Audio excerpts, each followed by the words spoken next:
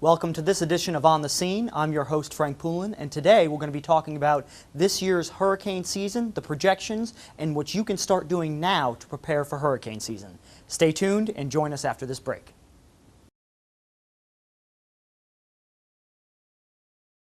Welcome back. We're here with Captain James Judkins, Emergency Management Coordinator for the City of Suffolk, and we're here to talk about what you want to know about this upcoming hurricane season. Now, Captain Judkins, what is the official time frame of hurricane season? The hurricane season actually starts on June 1 and runs through November 30th every year. Okay, and a lot of people don't know that it runs that late. Right, and storms don't know the calendar. Okay? For instance, last year we had 2 named storms pop up in May. Oh, wow. And in years past we've had some go beyond December, but the official start time is June through November 30th. Okay, and every year they make projections on what we're to expect for the hurricane season. When do those projections come out and who makes them? Well, it depends on which entity sends it out. There are several entities that's been doing it for a long time, and for the last couple of years some more people have got into the game. But the primary ones that I watch is Colorado State University, because they've been doing it a long time. And I look through the Weather Channel and the National Weather Service, the Hurricane Center for that.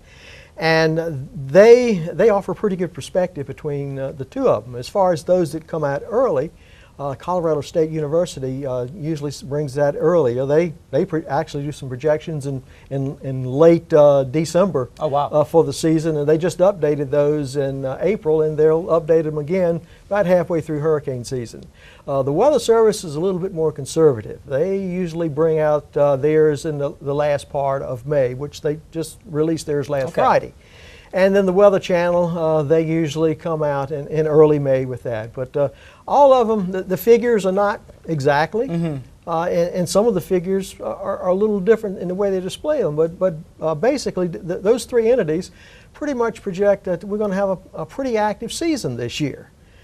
Speaking of active, we're actually in a period of more active hurricanes, and that started back in 1995, and these active cycles usually run about 40 years. So we're in for a good long run of activity. activity. we're on a good long run. Now, does that mean that every season will be really active and you have to run all through the alphabet and start over? No. Last year, it started out pretty quick, and we ran out of hurricanes in November. So we got through T in that period. Some of the active seasons you don't get that many. So. With weather, there's nothing set in stone. It definitely doesn't make appointments, does it? Yeah, it does not. It does not. But again, last hurricane season was one for the record books. How accurate would you say the projections were to what we actually experienced? All right, now the projections last year, although we're in an active period, last year's projected that we weren't going to have as many hurricanes. We actually were looking at 10 last year. Okay. And we wound up with 19. That's quite a bit more. Quite a bit more. And there was a number of records set in last year. Alberto and Beryl, actually A and B storms, they formed in May. Oh, wow. And Nadine on September 10th, that was the 4th longest lived storm in history. In other words, it lasted more days than any of the rest of them. We haven't heard too much about that one. No, and actually because it really never made landfall. Okay. So it stayed out in the ocean? 22 and a half days it meandered around the ocean. Oh, wow. So we were lucky that. Certainly a good thing it was out there and not on land. Yes. And then there was Tropical Storm Debbie. That was the earliest 4th storm or D storm in history since they've started tracking and naming hurricanes. So the 19 that we had last year, that was the 3rd consecutive year where we had 19 storms. Oh, wow. And so now what do they have upcoming for this season? Okay. As far as for the 2013 season, and the Colorado State University, that's the folks that do the long range projections. They first came out in April with 18 named storms, 9 of which would become hurricanes. Oh, wow. And 4 would be a major hurricane. And major would be a Category 3 or greater. In other words, winds higher than 111 miles out. Okay, and there's 5 categories of hurricanes, correct? Right. Now, the 5th category is never been recorded Really? this far north. Okay. So, when we look at storms, the highest that we expect in planning is Category 4 up through this area. Okay. Now I know the difference in Cat 1, Cat 2, Cat 3, but there's something that a lot of people don't really quite understand, that storm surge, and that's what happened with Sandy last season, correct? Exactly. And a lot of people says, "Oh, geez, it's a Cat 1 hurricane or Cat 3 hurricane, or it's not that. We don't have anything to worry." Sandy proved that wrong. Mm-hmm. Sandy was what they call extratropical. Okay. When it made landfall in New Jersey, New York. And the difference between tropical and extratropical is the area where it gets its energy. In a tropical storm, it picks up its energy from the warm ocean water. Mm-hmm. When it makes that transition from tropical to extratropical, then it's picking up its strength from the warm atmosphere. Okay. And so storm surge is basically in addition to high tide? Exactly. And that's what you're kind of worried about. That's the amount above the high tide. And now how do they predict what storm surge is going to be? Okay, used to they tied storm surge with the category hurricane. And through lessons learned and a lot of after action reports, they learned that wasn't not necessarily always so. Okay. So it's the storm surge is actually based on weather conditions. And give you a couple examples that we are familiar with through this area. When we look back to Isabel, mm-hmm. when it came through, it came in as a tropical storm when it came into the Commonwealth of Virginia.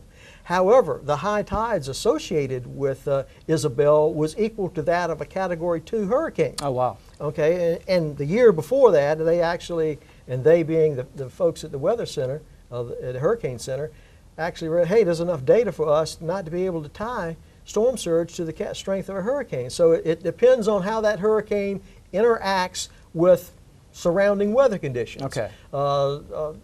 Same thing happened in '54 when Hazel came through. And Isabel, it was kind of a squeeze play. Okay. Combinations with interaction with another weather system and the size of it. Okay. Now, speaking of size, Sandy had one heck of a footprint. Mm-hmm. It was 800-900 miles across, and that size alone just garnered up a lot of ocean water mm-hmm. and made it come ashore, and that's what was so devastating to our friends in New Jersey and New York. So if I live in Suffolk and I live near water, how would I know what to expect in the event of a storm like Sandy or storm surge? Okay, well, the first place to stop is the local emergency management office, no matter what locality mm-hmm. you live in. I have at my disposal a number of tools, maps, etc., that can help an individual make informed citizens as to what they need to do. If you're new to the area, and of course we have a lot of new folks in mm-hmm. Suffolk, the first thing they should be doing, even before they sign on the dotted line in buying their house, is to contact the local emergency management office. And I see more and more folks do that. Well, good. And what I can do, I can plug my address into my database, and I can actually create a map showing what flood zone they're in. And I actually email a number of people over the years a real-time flood map based on the conditions for their address. And to do such, they just have to email you or give you a phone call? A phone call or email. I had one last week. I'm starting to hear a lot from insurance agents now because Okay. a couple of years ago FEMA redid the storm surge maps or firm maps. Yeah. And that's what our flood insurance is based on. And when they redid the city's map, people's insurance went up because a lot of properties were in a flood area that wasn't designated flooding on one of the old maps. So it created a lot of interest. And a lot of people don't understand that home insurance is not flood insurance. Exactly. Right? Exactly. It's an add-on that you have to get. And you need to have that flood insurance in effect 30 days before you file the first claim. Mm-hmm. In other words, here we are just approaching hurricane season in a few days. You need to call your insurance agent and go ahead and get that. You start checking now, Start today, checking for now. that flood insurance. Exactly, because our busy season is from August to October for our area for hurricanes. So and where do I call around for prices? No, it's all the same price. Mm-hmm. If you live in a certain zone, the prices are regulated by the government, and this is what the insurance agent has to charge. Okay.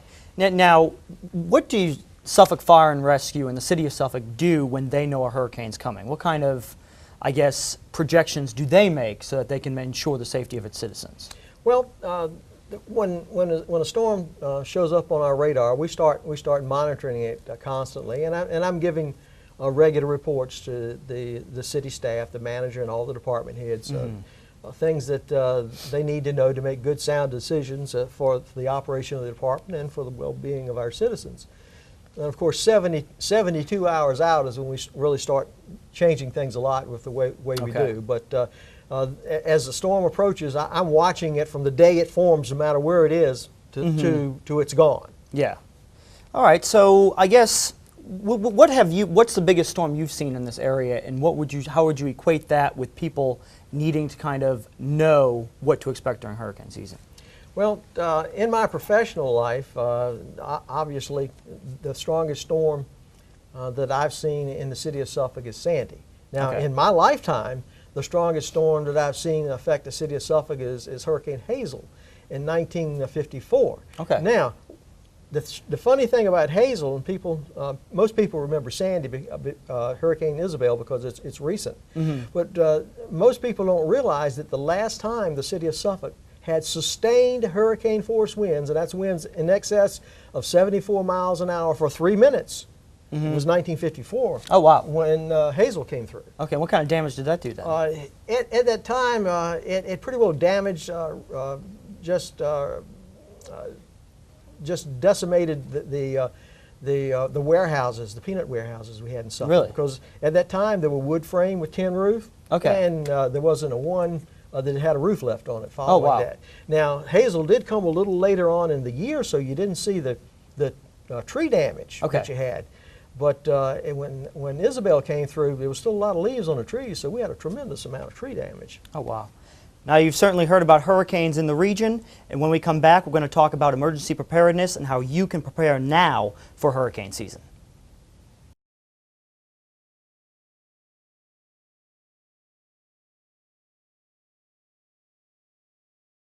And we're back with Captain James Judkins here at the Emergency Operations Center in the City of Suffolk, and we're going to talk now about what you can start doing to prepare for this season's hurricane season. Now, Captain, if I have a family, what is priority one, and what should I have in my house all ready to go for hurricane season? Okay. There are basically three things you need to do as far as preparing hurricanes or anything else. But the one most important thing that every family, every business needs is that family preparedness plan. Mm-hmm. Okay, and the best way to start that is to get everybody together and sit down to make sure everybody knows the worst case scenario they can expect. Mm-hmm. Do I live in an area subject to flooding?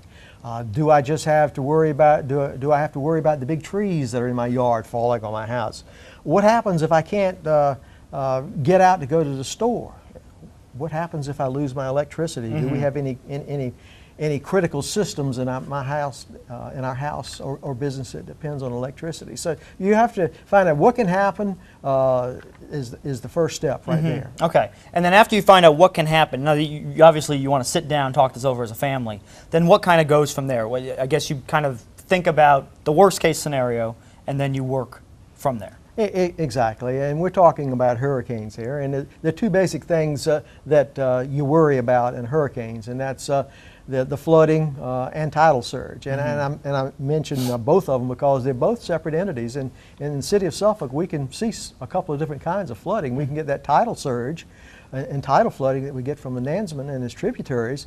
And then in our western and southwestern parts of the city, we have that we have that riverine flooding, which that comes from the Blackwater River and all the swamps that drain into Blackwater River. Then over the rest of the city, or just about any part of the city, we have to worry about what we call urban flooding. And that's flooding where it is more rain than the ditches can handle. Got it, got it. So once we determine all of that, then we can start crafting our plan. Obviously, if we're in an area that's subject to flooding, we have to make a decision. When do I need to evacuate my house, or do I need to evacuate my house? Am I high enough to where the water won't come in my house? Or will the water just cut the streets off where I can't get out? So those are all things that help us in crafting our plan. So the question there is evacuate or stay. Yes. If you have to evacuate, you need to get out early as soon as you get the word from your local officials. If you're high and dry, then you need to make plans to stay. And obviously part of the planning is how much water do I need, how much food do I need, what kind of special medicine, if any, do I need? Do I have plenty of supplies for my pets? Do I have a plan in place if I should lose electricity? If there are folks in my house that depend on electricity for their life, Yeah.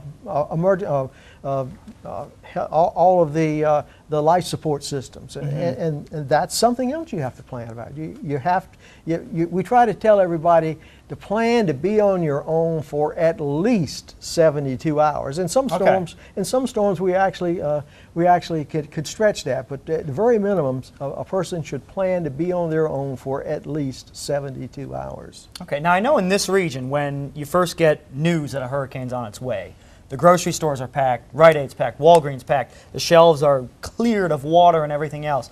But, I mean, what can you do now to put a store on a shelf and say, you know what, it's there if I have it? Well, a lot of people make the mistake of saying, well, I've got to buy this stuff just for a hurricane. Not so.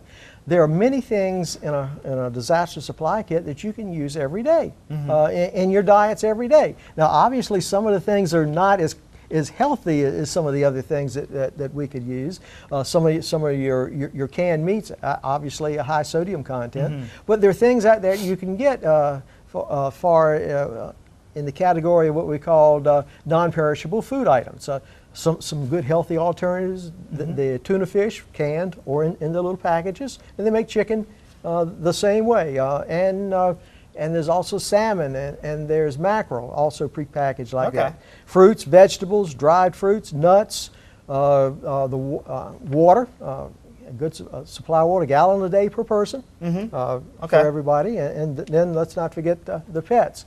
If you have needs of prescription medicine in your house, make sure you have an adequate supply of that before the storm. If you get services from outside vendors, the in-home health care, you want to talk with those people and make sure that what their plan is for continuing the service. Yeah, so I guess if you were going to give advice to senior citizens in the city of Suffolk in case of a hurricane, what would be the difference between what you would advise to give them versus advice you give a family? With the seniors and our medically fragile, one of the things we try to tell them is to create a support network, family, friends that can help them, because obviously many of that particular segment of our population live by themselves, either in an individual residence or in a senior apartment complex. But we encourage them to create that support network because there's strength and comfort in numbers, other than being by yourself. Now, a lot of times they say that in the event of a hurricane, power goes down. It's a lot easier to get a phone call out nationally than it is locally. Is that true? It sure is. And one example in our area that really sticks out is 1999 when Hurricane Floyd came in. Obviously, that was a rainmaker and not a windmaker. But it flooded the city of Franklin and took out the phone service for Franklin, Southampton, and even the National Weather Service in Wakefield. Oh, wow. So that's you could actually call across the country using your cell phone, but you couldn't call your neighbor across the street. Oh, so wow. that's what we're talking about. Yeah. The networks can get jammed just from sheer volume. Oh, wow. Locally. So that's why you're starting to hear now people encourage you to use text messages instead of tying up the lines with voice messages. Yes, yeah, I have heard that. And basically part of your emergency plan, I guess, should be to make sure that you have someone you're contacting outside of your local network. Absolutely. A good rule there is to get somebody outside of the area. And a lot of people say, well, gee whiz, why that? Well, suppose you can't come home. Perfect example, when the tornado came through in 2008 here in Suffolk. They completely isolated Hill Point Farms and Applewood and Burnett's Mill. Folks couldn't get in. And there were family members there. So So having a place to call out to or having a place to meet became very important in an incident like that. So that's why that's really promoted. Okay, now in the event of some storms, I know some localities open up shelters, correct? Yes. And now does the City of Suffolk offer that option? Yes, we do. Okay. Right now we have about 14 shelters Okay. in our inventory. We try to open 2 to 3 when we open them. We have never filled one shelter in our city, so we're very fortunate. Our 2 primary shelters that we try to open is Kings Fork High School, and we try to encourage everybody that's medically dependent upon electricity to report there. Okay.